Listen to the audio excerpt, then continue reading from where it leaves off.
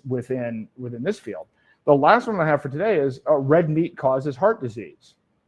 So this has been pushed heavily for a long time. And now it gets pushed, even though the evidence shows that that's not the case. The actual problem was processed foods, not red meat itself. They haven't switched this because they want to keep this narrative, because the new narrative with the UN 2030 agenda is that red meat is bad for environmental purposes. So they just don't want us eating red meat. It's never had anything to do with health. The first spin on this was that it caused heart disease, and now they're not even going to state that it's about health issues. They're going to say it's about the environment. They're going to say it's about methane. They're going to say it's about cow farts. So who funded this? Well, the sugar industry funded this. This is also an extension, this argument, of the American Heart Association and Ansel Keys. So the same guy that I mentioned before that pushed the low-fat diet, well, this is where this got caught up in that, because red meat is high in fat and cholesterol, and so it's in the same category as eggs, and it's a cause of heart attack. There's no evidence for this. It's a fascinating story.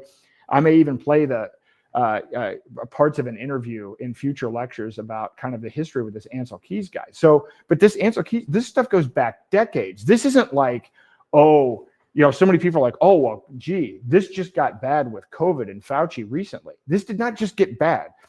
And again, a lot of this happened. A lot of the research that I did was in a fasted state, doing a 38-day fast, the last time. I now always take the approach of, okay, I'm not going to look at just what this recent example of where we may have cronyism or a captured entity. I then go back and say, what is the history of the FDA? What is the history of public health? Where did these organizations start? Who were the original people? What was their founding mission? And every time I go back and do this, public health and the World Health Organization and everything like this was very much driven by eugenics. It was very much driven by population control from the get-go. You actually had Aldous Huxley's brother was the first head of UNESCO, the science arm of the UN. He was a hardcore eugenicist, hardcore for population control. This was the beginning of the organization. And so the way I like to summarize it is this: once you learn that these organizations that they manage to propagandize, like the FBI. The FBI, it's like the men in gray or men in black or whatever it is that are standing up for our rights. These G-men, and they've had TV shows. I guess they have TV shows on it now. I don't have TV, but I saw that there's like a whole franchise of shows called FBI, and they had them decades ago, even when TV was black and white, glorifying the FBI.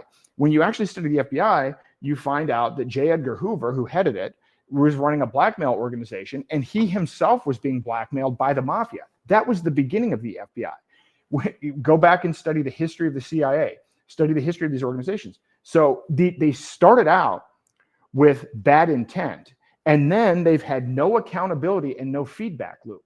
So there's no way these organizations have gotten better.